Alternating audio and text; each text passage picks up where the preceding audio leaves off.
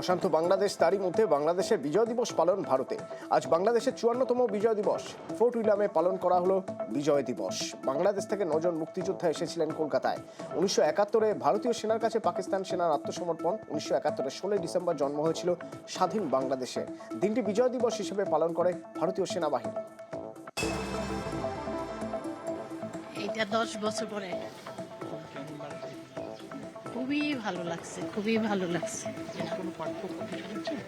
না, পার্থক্য আমি কিছু বুঝলাম না। আগে যেমন আসছে এখনো তেমনই, মাশাআল্লাহ। আরো সুন্দর করছে সব। না, ওইটা আমরা কিছু মনে করি না। আমরা মনে করি আমরা ভাই ভাই, বোন বোন, আমাদের ওটা আস্তে আস্তে সব ঠিক হয়ে যাবে ইনশাল্লাহ। এটা আমরা কোনো ভাবি না কিছু একটা হয়েছে। হ্যাঁ, ইনশাল্লাহ মোটামুটি। মানে একটু একটু খারাপ লাগে মাঝে মাঝে যখনই শুনি যে বাবা ওদিকে এটা সেটা একটু হচ্ছে কেন এটা হবে, কি হবে। আমরা তো হাউস ওয়াইফ, আমরা তো আর বাইরে রাজনীতি সব কিছু করি না। বাংলাদেশকে স্বাধীন করতে পাকিস্তানের বিরুদ্ধে ভারতের লড়াই। বিজয় দিবসে ভারতের বীরদের স্মরণ। এক্স হ্যান্ডেলে 71-এর শহীদদের স্যালুট রাষ্ট্রপতি, প্রধানমন্ত্রীর। সেনাদের অবদানকে কুর্নিশ জানাতে দিল্লির ন্যাশনাল ওয়ার মেমোরিয়ালে মাল্যদান প্রতিরক্ষা মন্ত্রীর। 71-এর মুক্তিযুদ্ধে শহীদ ভারতীয় বীর সেনাদের শ্রদ্ধা প্রধানমন্ত্রী। এদিন এক্স হ্যান্ডেলে শহীদ জওয়ানদের শহীদ স্মরণ মোদীর। বিজয় দিবসে হাসিনার হুঙ্কার, হাসিনার নিশানায় মোহাম্মদ ইউনুস ফ্যাসিস্ট বলে কটাক্ষ হাসিনার।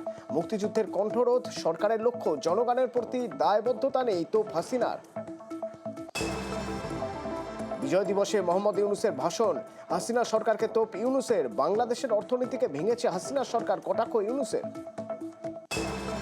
ফ্যাসিবাদী সরকার দেশের অর্থনীতিকে ভেঙে দিয়ে গেছে, এটা সবাই বুঝতে পারছিল। কিন্তু অর্থনীতিকে কি পরিমাণ ধ্বংসস্তূপে পরিণত করে দিয়ে গেছে তার পরিমাপ সম্বন্ধে কোনো ধারণা করতে পারছিল না। শ্বেতপত্র প্রণয়ন কমিটি হিসেব নিকেশ করে এর পরিমাণ বের করে দিয়েছে।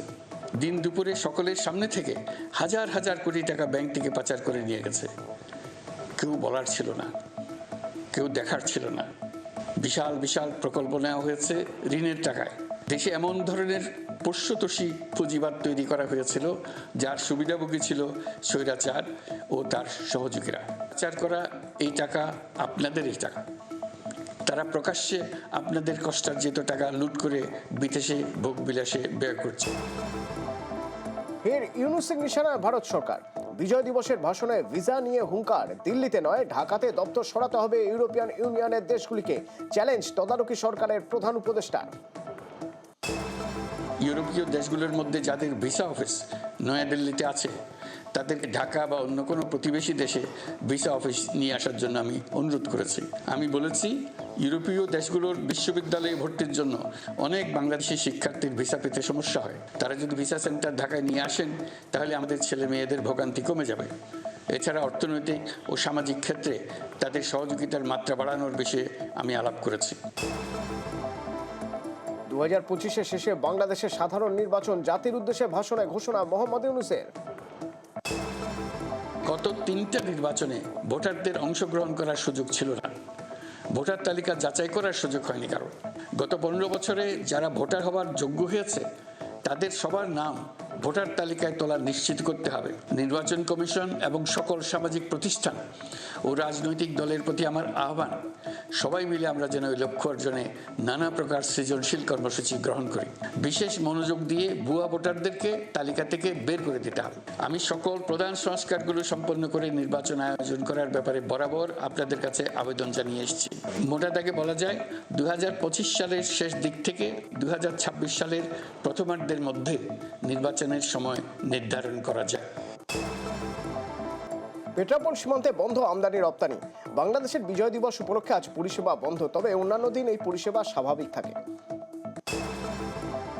তাদের যে মাল ভারতবর্ষ থেকে প্রয়োজন তারা ওখান থেকে অর্ডার দিচ্ছে, তারা টাকা জমা দিচ্ছে, তারপরে বাংলাদেশ থেকে ইন্ডিয়া মাল দিচ্ছে। অ্যাভারেজ 400-450 এক্সপোর্ট আছে।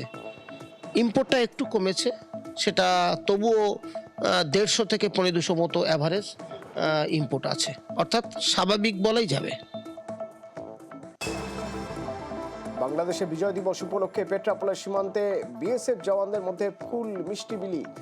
সীমা চেতনা মঞ্চ নামে এক সংগঠনে সোমবার বিজয় দিবস পালন করতে পেট্রাপোল সীমান্তে এসেছিলেন সংগঠনের সদস্যরা। প্যালেস্তাইনে লাগাতার ইসরায়েল সেনার হামলা, স্থলপথে আকাশপথে ইসরায়েল সেনার হামলায় হাজার হাজার মৃত্যু। প্যালেস্তাইনে ধ্বংস বাড়ি ঘর, বিভিন্ন জায়গায় প্রতিবাদ। এবার সংসদে প্যালেস্তাইন লেখা ব্যাগ নিয়ে ঢুকে প্রতিবাদ প্রিয়াঙ্কা গান্ধীরও। পূর্বস্থলী শ্রীরামপুর ইউনাইটেড স্কুল মাঠে তৈরি হতে চলেছে স্টেডিয়াম। এখানকার প্রত্যন্ত এলাকার অনেকেই জাতীয় স্তরে খেলে সোনার উপর নিয়ে এসেছেন। এবার তাদের কথা ভেবেই স্টেডিয়াম করা হলো, ফলে দূরে গিয়ে কোথাও প্র্যাকটিস করতে হবে না। বিধায়ক ও সাংসদদের তহবিল থেকে 1,40,00,000 টাকায় তৈরি স্টেডিয়াম। খুবই ভালো লাগছে, বাচ্চারা খুব আনন্দিত যে বাড়ির সামনে তারা স্টেডিয়াম পাচ্ছে, যেটা আমাদের এখানে ছিল না। কি করতে হতো, তোমাদের কি করতে হতো? না হলে আমাদের এখানে তো সেরকম পরিকাঠামো নেই। আমাদের হয় কলকাতা যেতে হতো, নাহলে কৃষ্ণনগর স্টেডিয়ামে যেতে হতো, নাহলে কালনায় যেতে হতো। এখন বাড়ির দুয়ারেই পাচ্ছে। হ্যাঁ, বাড়ির দুয়ারেই পাচ্ছি, খুবই আনন্দিত আমরা। আমাদের আগে খেলতে হতো ওই কালনা স্টেডিয়ামে যেতাম, নইলে কৃষ্ণনগর, এরকম নানা জায়গায় যেতে হতো। এখন বাড়ির সামনে স্টেডিয়াম হচ্ছে, আমাদের প্রচুর আনন্দ হচ্ছে। আমরা এখন স্টেডিয়াম ছিল না, আমরা বাইরে দেখতাম যে ওরা খেলছে, আমাদের মনেও কষ্ট হতো। এখন বাড়ির সামনে স্টেডিয়াম হচ্ছে, প্রচুর আনন্দ হচ্ছে মনে। এখানে তো একটা স্টেডিয়াম করার স্বপ্ন দেখতাম। তা আমাদের পূর্বস্থলী 1 নম্বর ব্লকে আমাদের তো কোনো স্টেডিয়াম নেই। বিধায়ক হিসেবে প্রথমে কাজটা শুরু করলাম ফেন্সিং দেওয়া, যে দেখতে পাচ্ছেন এই যে নেট দিয়ে একদম পুরো মাঠটা। আমাদের প্রাক্তন এমপি সুনীল মণ্ডলকে অনুরোধ করে তিনি 1,20,00,000 টাকা অনুমোদন দিয়েছেন এবং কাজ শুরু হয়ে গেছে। একটা প্রবলেম হয়ে গেছে, ইলেকট্রিক তার ওই যে দেখতে পাচ্ছেন না, 11,000 33,000 ভোল্টেজের তার না সরে তো স্টেডিয়ামের কাজ হতে পারছে না। তা আমরা চেষ্টা করছি ওটাকে ওয়েভ করবার জন্য, ডিএম সুপারিশ করেছেন।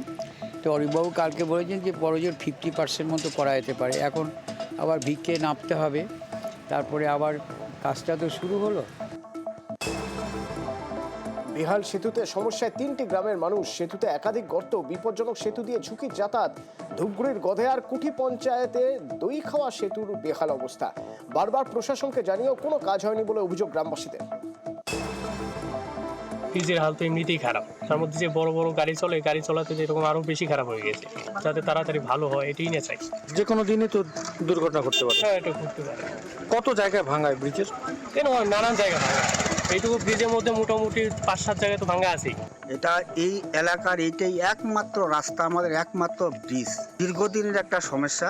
সমস্ত জায়গায় আমাদের এটা নিয়ে বহুতবার আন্দোলন করা হয়েছে এবং আন্দোলন চলছেও। এটা শুধু আমাদের ব্যক্তিগত সমস্যা নয়, এটা একটা সমষ্টিগত সমস্যা। স্কুলে যাচ্ছিস আসছিস, কতদিন থেকে এই ভাঙা সেতুটা দেখতে পাচ্ছিস? ছোটবেলা থেকে কোনো পরিবর্তন হয়নি? না, সারাইও করেনি? না। কতটা ভয় নিয়ে যাতায়াত করিস তোরা? এখানে ভয় বলতে যখন তখন বড় ধরনের দুর্ঘটনা ঘটতে পারে, তখন কোনো বড় গাড়ি যাতায়াত করে তখন ব্রিজটা প্রচুর কম্পন কাঁপতে থাকে। হ্যাঁ। এর আগে ব্রিজের নিচটা জয়েস ছিল, সেটাকে জেলা পরিষদ থেকে যাই হোক একটা ভালো অংশের কাজ করেছে। তো আপাতত চলার মতো এই ব্রিজটা যদি জেলা পরিষদ নিজস্ব তহবিল থেকে করে দিতে পারে, তাহলে আমরা অত্র এলাকার চাষি, কৃষক, ব্যবসায়ী, ছাত্র ছাত্রী সকলেই উপকৃত হব। এটাই আমাদের জোরালো দাবি। কাল থেকে সামান্য বাড়বে তাপমাত্রা। 2 থেকে 4 ডিগ্রি সেলসিয়াস পর্যন্ত তাপমাত্রা বাড়তে পারে। 13 ডিগ্রির ঘরে কলকাতার পারদ। নতুন করে পশ্চিমী ঝঞ্ঝা ঢুকেছে, আর এর ফলে আবহাওয়ার পরিবর্তন। পশ্চিমের জেলায় চলছে শৈত্যপ্রবাহ। বাঁকুড়ার তাপমাত্রা নামলো 9.5 ডিগ্রি সেলসিয়াসে।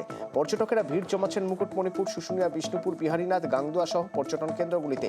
অন্যদিকে পুরুলিয়ার তাপমাত্রা 7 ডিগ্রি সেলসিয়াস। শীতের সকালে ঠান্ডা থেকে বাঁচতে আগুন পোহানো এবং গরম চাই ভরসা। পাহাড়ে ঝকঝকে আকাশ, কাঞ্চনজঙ্ঘা দর্শনে খুশি পর্যটকরা। দার্জিলিং ম্যাল, বাতাসিয়া লুপের থেকে ঘুমন্ত বুদ্ধ দর্শনে ভিড়। কনকনে ঠান্ডা। দার্জিলিংয়ের তাপমাত্রা 7 থেকে 8 ডিগ্রি সেলসিয়াস।